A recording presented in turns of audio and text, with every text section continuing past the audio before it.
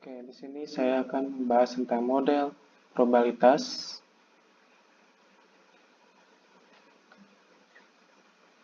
Tunggu sebentar, di sini di bagian saya akan membahas tentang model-model probabilistik dan persediaan pengaman. Semua model persediaan yang telah kita bahas sejauh ini menggunakan asumsi bahwa permintaan untuk sebuah produk bersifat konstan dan pasti. Sekarang mari kita lepaskan asumsi ini. Model-model persediaan berikutnya digunakan ketika permintaan produk tidak diketahui, tetapi dapat ditentukan menggunakan distribusi probabilitas. Model-model seperti ini disebut model-model probabilistik atau probabilistic models. Model-model probabilistik adalah penyesuaian di dunia nyata karena permintaan dan waktu tunggu tidak selalu diketahui dan bersifat konstan. Di sini dapat disimpulkan bahwa digunakan ketika permintaan tidak konstan atau diketahui pasti, menggunakan safety stock untuk mencapai service level yang diinginkan dan menghindari kosongannya persediaan. Dan di sini ada untuk mencapai titik pemesanan ulang, ada rumusnya itu ada ROP sama dengan D kali L tambah SS. Di sini ROP disebut biaya kosongnya persediaan tahunan, jumlah unit yang kurang, atau bisa disebut D kali L, biaya kosongnya persediaan atau unit, kali SS yang di sini dimaksud untuk jumlah pesanan per tahun. Kita next ke slide berikutnya. Di sini ada contoh dari sumber buku Heiser bab 12. Di sini Dr. Optika telah menentukan titik pemesanan ulang untuk frame kacamata sama dengan 50 unit. D kali L, biaya penggundangan per bingkai per tahun adalah $5 dan biaya kosongnya persediaan adalah $40 atau bingkai. Toko tersebut memiliki kemungkinan sebagai berikut untuk persediaan permintaan sepanjang periode pemesanan ulang. Jumlah pemesanan optimum per tahun adalah 6. Di sini ada tabelnya itu number of unit atau probability. Di sini sudah tercantum di soalnya. Kita next ke slide berikutnya. Jadi bisa disimpulkan bahwa ROP sama dengan 50 unit, stock out cost sama dengan $40 per frame, orders per years sama dengan 6 frame per year. Carrying cost sama dengan $5 per frame. Oke, di sini di slide berikutnya ada safety stock example yang kita akan bahas dari soal berikutnya. Itu ada ROP sama 50 unit, order per year 6, stock cost $40 per frame, carrying cost per $5 per year per tahun, biaya penyimpanan tahunan sama dengan biaya penyimpanan per unit tambah ROP. Oke, di sini udah lumayan rumit ya di materi ini karena membahas tentang probabilitas. Oke, di sini untuk mengetahui biaya penyimpanan tambahannya, kita ambil contoh 20 unit di sini. Kita ambil contoh 20 unit. Biaya kosongnya persediaan sesuai dengan ROP yang ditentukan. 20 unit, kekurangan 10 bingkai. 10 bingkai tersebut dari 50 unit ini terjadi jika permintaan sebanyak 60. Maksudnya permintaan sebanyak 60 ini, misalnya nih 50 unit kita udah stok misalnya di bulan ini. Dan kita akan kayak safety stock untuk bulan berikutnya. Sedangkan kita masih ada 50 unit tersebut. Jadi untuk kekurangannya 10 ditambah 50 ini jadi 60. Dan kekurangan, misalnya kita kekurangan 20 unit, bingkai terjadi jika permintaannya 70 unit. Gitu. Oke, cukup paham. Dan untuk perhitungannya itu adalah safety stocknya 20. Kita ambil contoh 20 unit. Jangan terlalu banyak lah. Soalnya di slide, nah slide ini, misalnya paling banyak itu sampai 70. Ini kerugiannya. Dan ini kita persediaannya sampai 70 stoknya. Dan safety stocknya kita ambil contoh 20, biaya penyimpanan $20, 20 kali $5, sama dengan 100. Untuk biaya kosongnya persediaan jumlah unit kurang bla bla bla bla. Sini $0. Kenapa? Karena ini untuk mentok si 20 tersebut. Jadi biaya total ada $100. Nah, di sini untuk kerugiannya. Kerugian untuk kita stoknya 10, kita dikali, bisa dilihat jadi $50. Nah, di sini kenapa ada satu ini? Karena kekurangan 10 bingkai. Kita lihat dari awal. Maaf, 10 bingkai akan terjadi jika permintaan sebanyak 60. Jika lihat dari tabel, 60 itu sama dengan 2. Oke. Ini harusnya salah, ini harusnya 2 nih.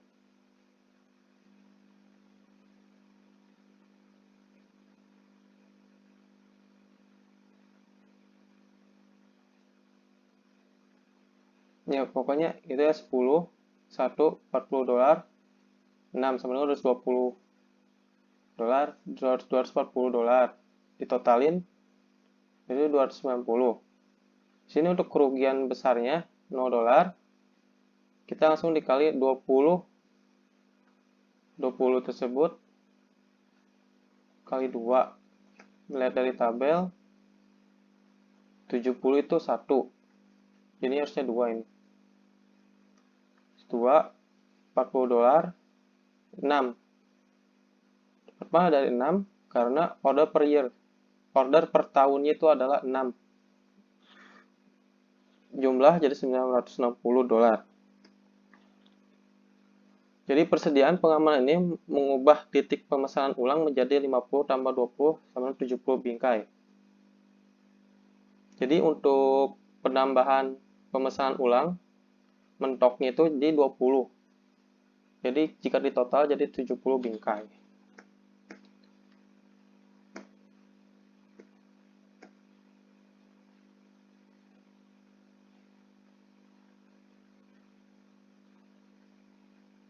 Ntar ada yang kelewat ini.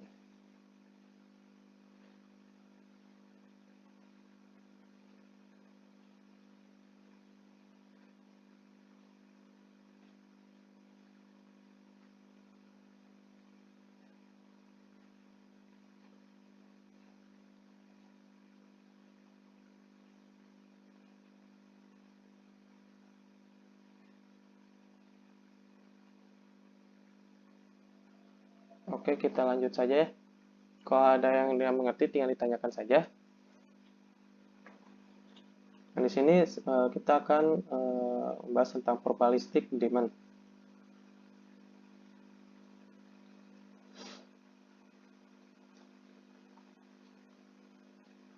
Oke, ketika kita sulit atau tidak mungkin menentukan biaya karena kehabisan persediaan, seorang manajer mungkin memutuskan untuk mengikuti kebijakan menjaga persediaan pengamanan yang cukup untuk memenuhi tingkat pelayanan pelanggan yang telah ditentukan.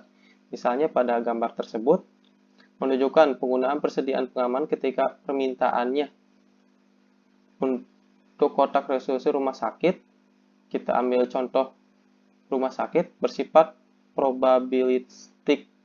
Kita melihat bahwa persediaan pengamanan pada gambar 12.8 adalah 16,5.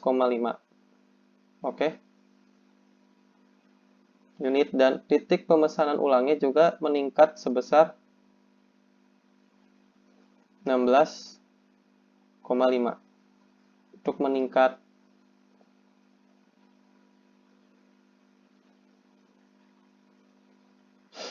meningkat sebesar 16,5 si safety stock off-nya tuh. Ini untuk apa? Untuk kayak contohnya. Dan di sini untuk soal, kita langsung soal biar mengerti nanti. Oke, probabilitas tidak terjadi kehabisan persediaan 95% di sepanjang waktu. Atau risiko terjadinya kehabisan persediaan 5% dari luas kurva. Rata-rata permintaannya itu adalah 350 dari si probabilitas ini. Dan ROP-nya itu belum diketahui. Kita langsung saja. Gunakan tiket layanan yang ditentukan untuk menetapkan persediaan pengamanan ketika biaya persediaan habis tidak dapat ditentukan. Di sini ada rumus ROP-nya untuk soal ini.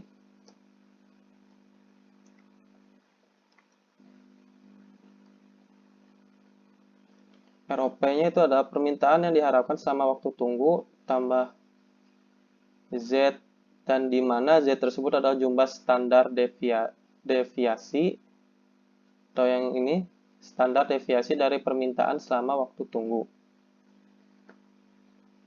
Probabilitas, contoh probabilitasnya itu adalah rata-rata permintaannya 350. Kita udah lihat dari sini ya, 350 rata-ratanya. Dari tabel sebelumnya itu standar deviasi dari permintaan selama waktu tunggu itu 10. Tadi ada apa? 10. Nah, di sini harusnya 10. Jadi untuk soalnya ini 10 kotak, kits kotak. 5% kehabisan persediaan service level 95%. Jadi sudah kan 95% di bawah si probabilitasnya. Dan ditanyakan itu ada berapa nilai yang sesuai untuk si Z tersebut dan berapa banyak persediaan pengamanan yang perlu dipertahankan rumah sakit. Titik pemesanan ulang mana yang harus digunakan. Nah, di sini untuk mencari si Z-nya, mohon maaf, Iqbal belum bisa ketemu untuk lampiran 1 di bab 12 tentang buku Heiser ini. Soalnya Iqbal udah mencari kemana-mana di Google, belum ada. Dan di sini udah ditentukan gitu. Untuk area di bawah kurva 95% itu, Z itu adalah 1,65. Untuk safety stock-nya itu, kita tinggal masukin aja. Untuk menentukan safety stock 1,65 kali 10 dari si 10 kotak tersebut dari standar deviasi permintaan selama waktu tunggu. Jadi hasilnya 16,5.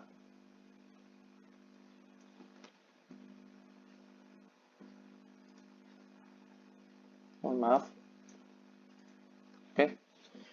Untuk reorder point-nya, reorder point itu ROP-nya, permintaan yang diharapkan selama waktu tunggu ditambah persediaan pengamanan.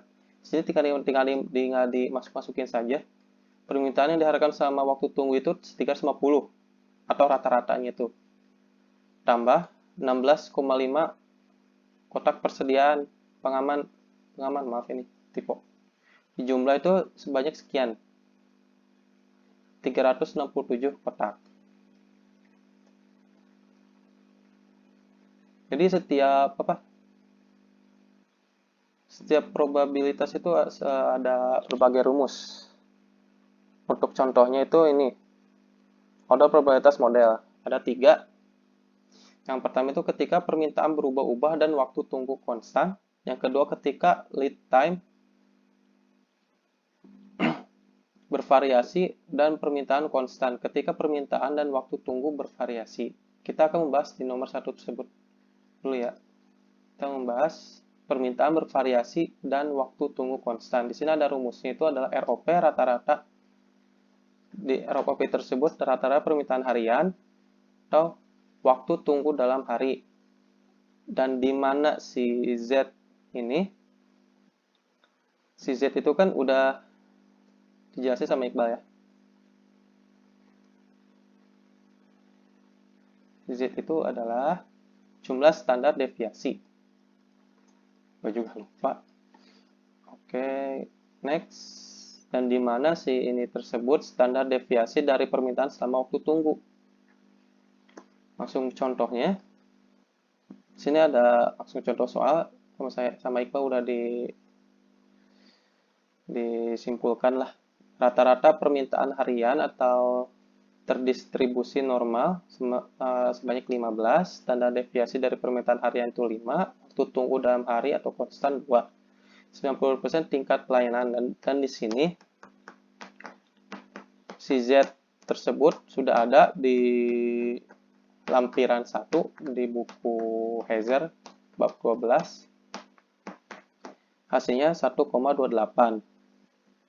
Tinggal dimasukin saja. ROP sama dengan 15 unit kali 2 hari di waktu tunggu si konstannya, waktu tunggunya 2 hari. 15 kali 2 30. Kita masukin si ini.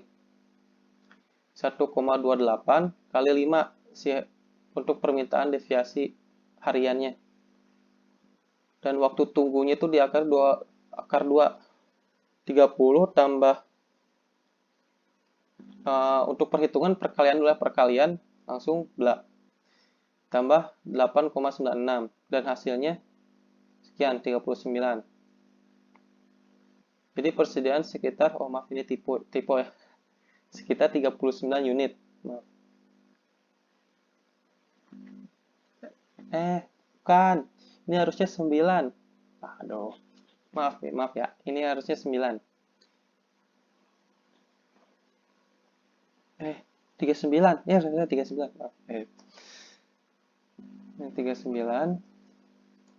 Dan untuk yang keduanya itu adalah waktu tunggu bervariasi dan permintaan konstan. Di sini beda lagi ROP-nya.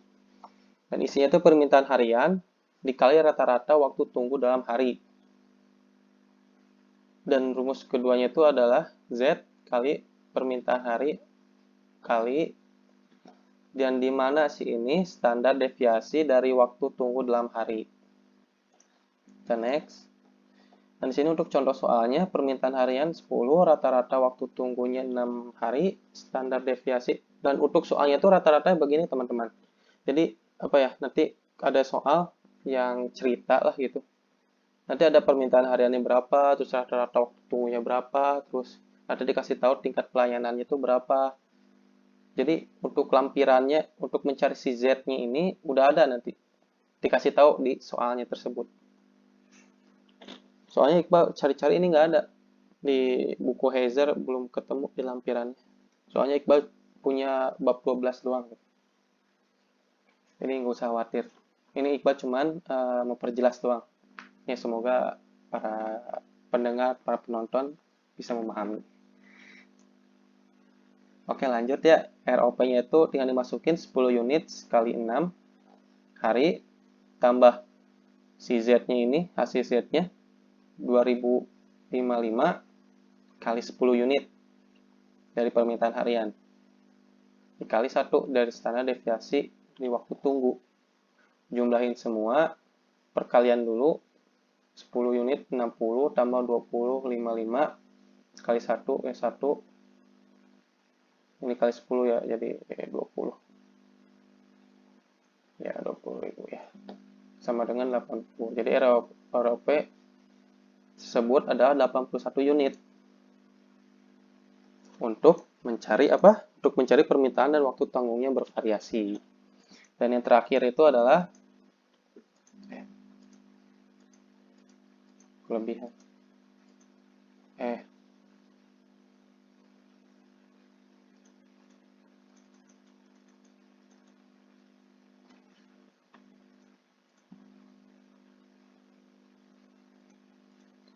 Maaf ya.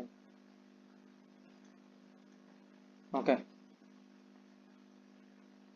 Ini yang terakhir, yang ketiga itu permintaan dan waktu tanggungnya bervariasi. Jadi permintaan dan waktunya tuh bervariasi.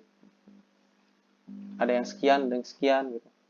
Jadi ROP-nya itu beda lagi. Rata-rata permintaan harian dikali rata-rata waktu tunggu. Atau yang disebut CZ. Dan di mana ini itu standar deviasi dari permintaan per hari, standar deviasi dari waktu tunggu dalam hari. Dan di sini rumusnya ada 2. untuk mencari standar deviasi. Standar deviasi itu rata-rata waktu tunggu kali ini akar kuadrat, rata-rata permintaan harian akar kuadrat, kali ini akar kuadrat. Kita langsung ke soalnya. Rata-rata permintaan harian 150, standar deviasi dari permintaan 16. Rata-rata waktu tunggunya 5 hari, standar deviasinya 1 hari, dan tingkat pelayanan 95% sudah ditentukan. Si Z-nya itu adalah 1,65. Dari lampiran 1 ini appendix itu lampiran ya. ROP-nya itu isinya adalah 150 pack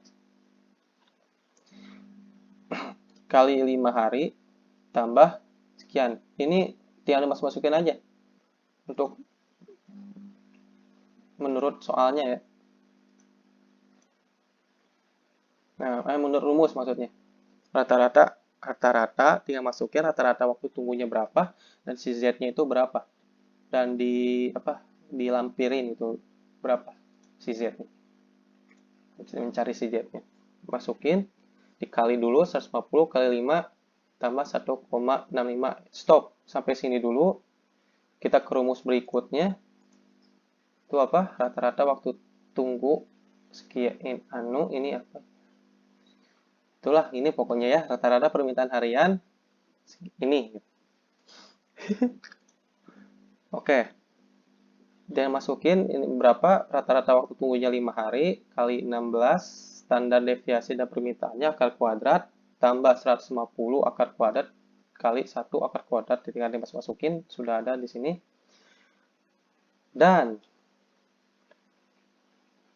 dijumlahin semua, 5 hari kali 16 kuadrat berapa, 150 akar kuadrat kali 1 kuadrat berapa, dan hasilnya itu adalah 100, hasil dari ini nih, akar ini 154.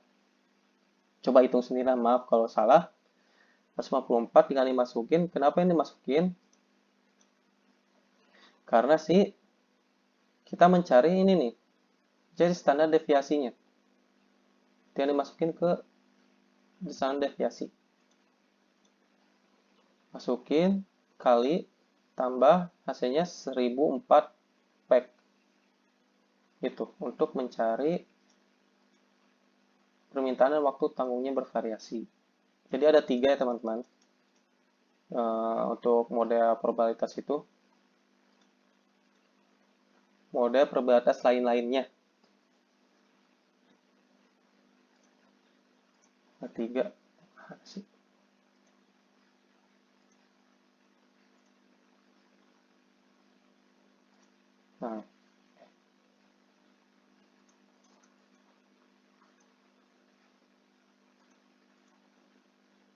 Nah, ini ketika permintaan berubah-ubah dan waktu tunggu konstan. Kedua, ketika lead time bervariasi dan permintaan konstan. Yang terakhir, ketika permintaan dan waktu tanggung bervariasi. Dan untuk materi selanjutnya itu, Iqbal menjelaskan 2 materi ya. Fixed Period P System. Atau yang disebut